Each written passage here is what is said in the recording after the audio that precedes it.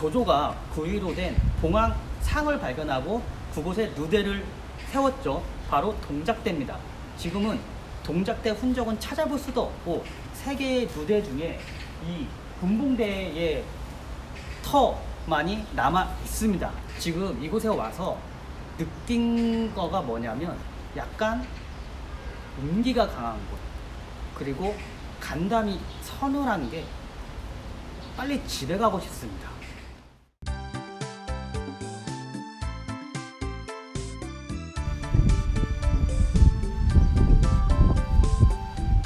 억수같이 쏟아지는 빛 속에서 업성 투어를 시작합니다.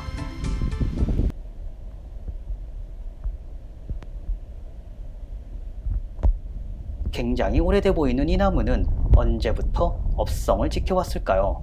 지나가는 사람을 붙잡고 말을 걸어봅니다. 从韩国来的，就是你在这块但是您可以的话，能不能介绍一下这个地方吗？简单的。可以，您可以。您吃饭了没有？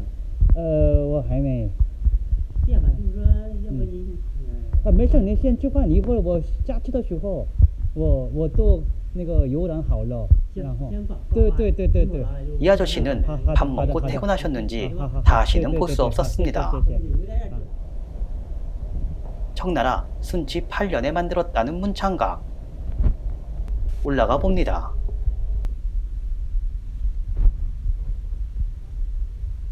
거대한 조조상이 한눈에 들어옵니다.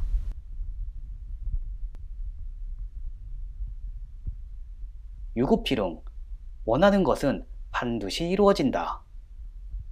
중국은 사회주의 국가지만 도교는 여전히 민중의 삶에 뿌리 깊게 지켜져 내려오고 있습니다. 학문가 시험의 신, 문창제군. 중국도 한국 못지않게 자식에 대한 교육 열풍은 매우 뜨겁습니다. 자식을 잘 가르치겠다는 부모님의 마음을 폐허가 된 업성에서도 느낄 수 있었습니다. 간우. 춘추를 잇고 있는 간우는 춘가위를 대표하는 인물로서 중국에서는 이미 신이 되었습니다. 도교에서는 간우를 옥황상제와 같은 등급인 간성제군, 줄여서 간제라 부르기도 하고 돈을 가져다 준다는 재물신으로도 여겨지고 있죠. 참 재밌죠? 고비석이 가득한 비랑을 지나면 군봉대가 나옵니다. 비랑에 비치된 철종과 물이 잔뜩 고인 거대한 솥은 명나라 때 만들어졌다고 하는데 이건 완전 방치 수준인데요. 업성 3대 중 하나였던 군봉대로 올라갑니다. 1800여 년 전 3대에 올라 실을 읊었던 조조와 자식들도 이곳 어딘가에 있었을 겁니다.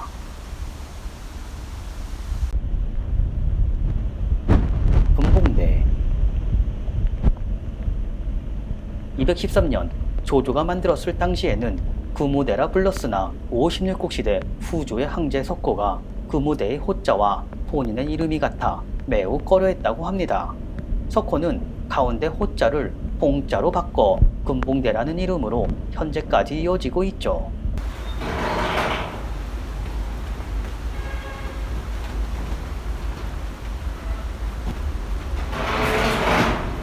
울리는 소리 같은데 이곳에는 저 말고 아무도 없습니다.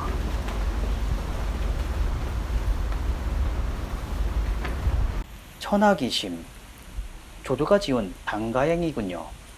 주궁처럼 먹던 음식을 뱉으며 인재를 맞이하면 천하의 인재들이 기회하리. 조조와 신하들입니다. 그런데 조조 모습이 어딘가 낯섭니다. 옥황대제 지위. 생전의 왕이었던 조조는 업성에서만큼은 황제가 되었네요. 이건 귀신을 만든 건지 아니면 깜짝이야. 어디서 계속 들려오는 건데. 개무섭네. 업성의 부흥과 함께 건한문학은 꽃을 피웠습니다. 건한시대에는 많은 문학가들이 등장했는데 주로 현실을 모사한 작품을 쏟아냈죠. 건한칠자와 채문이. 조비는 전문 논문을 지어 건한칠자에 대해 평한 바 있는데 그들은 학문에 있어서 머리것이 없고 문장에 있어서 거짓이 없다. 모두 준말을 타고 천리를 달리고 있는 것처럼 수준이 비슷하여 우열을 가릴 수 없다 라고 평하였죠. 정군동 202년 초 업성 유역지 주변에서 고고학자들이 1800여 년 전 조조가 만들었다는 정군동을 발견했습니다. 말로만 전해 내려오던 정군동의 실체가 사실로 밝혀진 것이죠. 업성 내부에서 서쪽으로 6km 떨어진 강무성까지 연결된 정군동은 군사적 방어용도였습니다. 긴급상황 발생 시 성 내부 혹은 외부에서 군사와 물자를 비밀리에 투입시키기 위한 것이었죠. 조조가 정군동을 만든 이유는 원소의 근거지였던 업성 공략에 굉장히 애를 먹었기 때문이었던 것으로 보입니다. 삼국지 위서 무제기에 따르면 건안 9년 2월 조조는 업을 공격하면서 토상과 땅굴을 만들었다. 4월 조홍을 당겨 업을 공격하게 했다.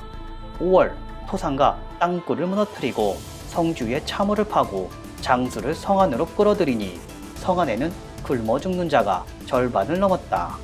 다음은 삼국지 위서 원상전의 기록입니다. 5월부터 8월까지 성 안에는 굶어 죽는 자가 절반을 넘었다. 조조는 업성을 공격하고부터 함락시키는데 총 7개월이라는 세월이 걸렸습니다. 물론 원상이 중간에 구원하러 오기는 했으나 7개월이나 버텼다는 것을 보면 업성은 굉장히 견고한 성이었음을 알 수 있죠.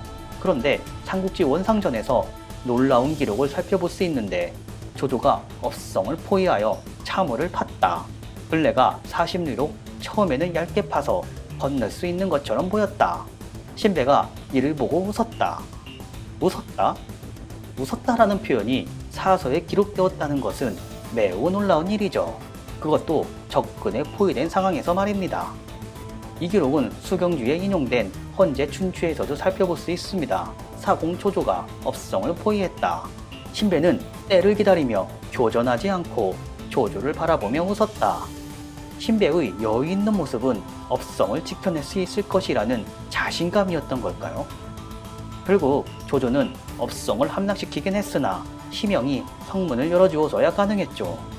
드디어 기지와 업성을 장악한 조조. 견고함을 갖춘 업성이었지만 그래도 조조는 불안했었나 봅니다.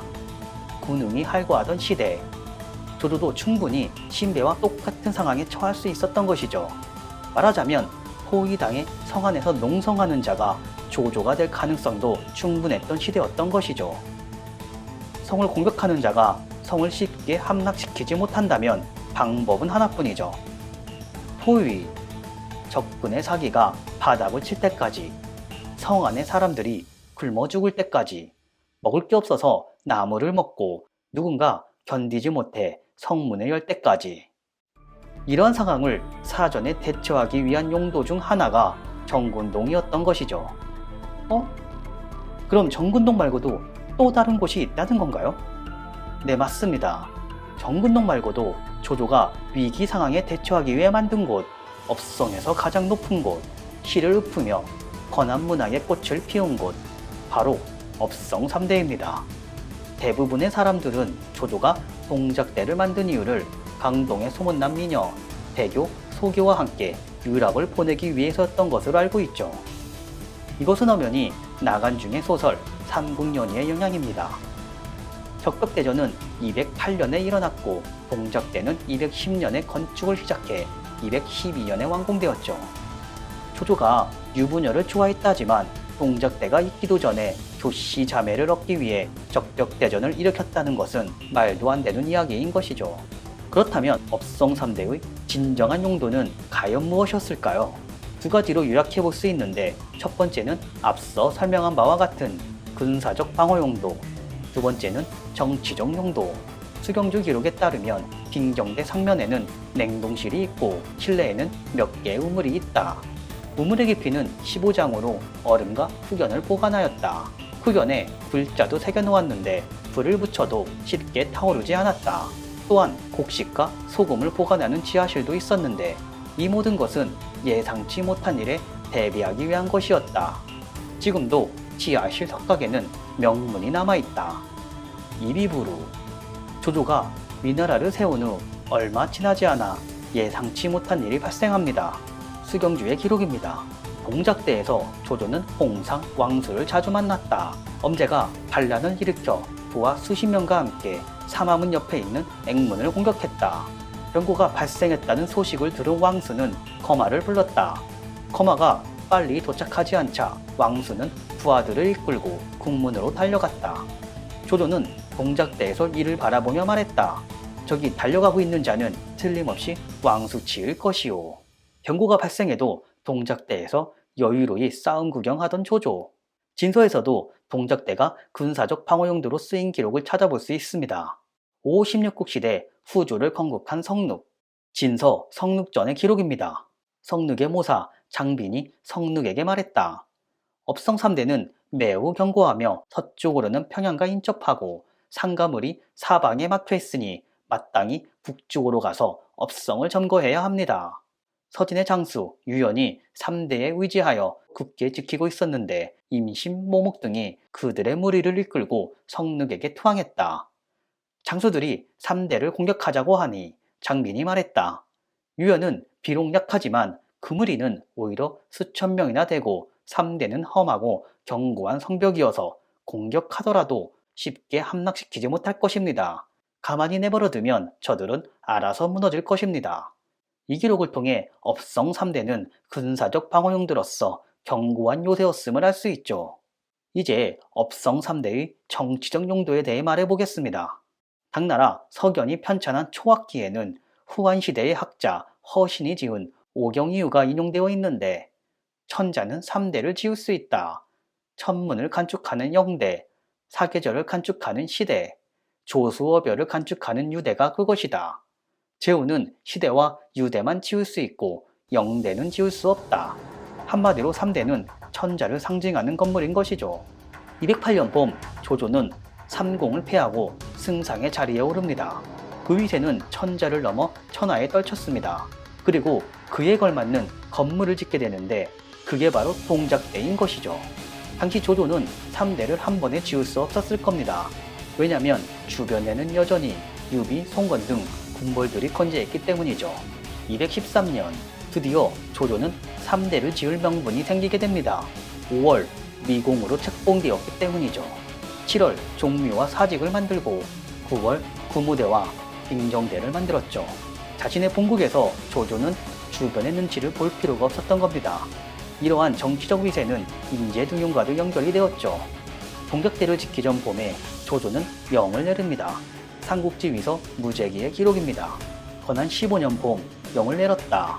예로부터 천명을 받아 나라를 세우거나 다시 일으킨 군주치고 일찍이 현인과 군자를 얻어 그들과 함께 천하를 통치하지 않은 자가 어디 있었는가. 천하는 아직도 안정되지 않았으니 특히 지금은 현명한 사람을 구하는 급박한 시기로다. 그대들은 나를 도와 낮은 지위에 있는 사람들을 살펴 추천하시오. 오직 재능만이 추천의 기준이니 나는 그들을 기용할 것이오. 인재를 중요시한 조조는 자신의 정치적 무대, 즉 동작대에서 조조와 조비, 조식을 필두로 건한문학의 꽃은 활짝 피우게 되었고 수많은 인재들이 업성으로 몰려왔을 겁니다. 정치적 미세에 따른 건한문학의 성세였던 것이죠. 그러면 이러한 목적을 가진 동작대는 왜 아방궁 같은 이미지를 얻게 되었을까요? 그의 답은 자치통감에서 찾아볼 수 있습니다. 자치통감의 기록입니다. 성늑의 조카 석호는 궁실 만드는 일을 좋아했는데 간성대가 무너지자 전장소부 이망을 죽이고 다시 그것을 짓게 하였다. 그 크기는 옛날 것의 2배였다. 조왕 석호가 양국의 태국전을 짓고 업에는 동궁과 서궁을 지었는데 12월에 모두 완성되었다. 석호가 상서 장군에게 주변군에 거주하는 남녀 16만 명과 술에 10만 대를 징벌하게 하여 훅을 운반하고 하리먼과 긴 담장을 업북쪽에 쌓아 수십 리나 넓혔다. 신하들이 백성들이 지쳐 있음을 간언하자 석호는 화를 내며 말했다. 원의 담장이 아침에 완성된다면 내가 저녁에 죽는다 하여도 한이 없을 것이오 라고 하였다. 대규모 토목공사를 일으켜 업을 확장시킨 석호. 그 모습은 업중기에 상세히 기록되어 있습니다. 석호는 조조가 세웠던 옛때에 태무전을 세웠다. 마치 진나라의 아방궁, 노나라의 영광전 같았다. 석호는 3대를 더욱 높게 지었는데 그 모습은 위나라를 능가했다. 동작대에 5층 누각을 더했는데 지면에서부터 370척이다. 주변 대궐에는 120개의 방이 있다. 방에는 여자 감옥과 기녀가 있다. 3대는 서로 마주보며 각각 정전이 있는데 한 개의 침대를 놓아두고 촉에서 난 좋은 비단을 얇게 흩뿌린 유소를 장막에 가득 채웠다. 사각에는 금으로 된 용을 장식했는데 머리에는 오색 찬란한 유소를 물고 있다. 또 금으로 된 손잡이를 갖춘 병풍을 침대 앞에 안치했는데 안에는 가늘고 고든 여자가 30명, 침대 아래에는 30명을 세워두었다. 이 많은 기녀들에게 모두 연애를 베풀었다. 우물 가운데에는 채물과 보물, 음식을 많이 두었는데 멀리서 온 손님들을 기쁘게 하며 말하기를 성스러운 우물이라 하였다. 또 누각에 동작을 세웠는데 지붕까지 높이가 1.5척에 달하며 그 모습은 마치 날개를 피고 나는 듯 했다. 석호는 정벌하여 미녀 만여 명을 얻었는데 궁인으로 삼았다. 그중 제주가 있으면 여상서가 되었다. 강릉공 진규의 누이는 제주와 용모를 갖추었고 매우 아름다웠다. 성인이 되자 석호는 그녀를 부인으로 삼았다. 석호는 여자 시중을 두었는데 모두 초선을 하고 직접 항우를 받들었다. 여기서 초선이란 왕인의 수양딸이자 여포가 사랑했던 여인 초선을 말하는 것이 아닙니다. 초선은 한나라 때 담비의 꼬리와 매미의 날개처럼 얇은 깃으로 장식한 갈리의 모자를 말합니다. 한마디로 여자 시중을 기인처럼 있어 보이게 하고 부려먹었던 것이죠.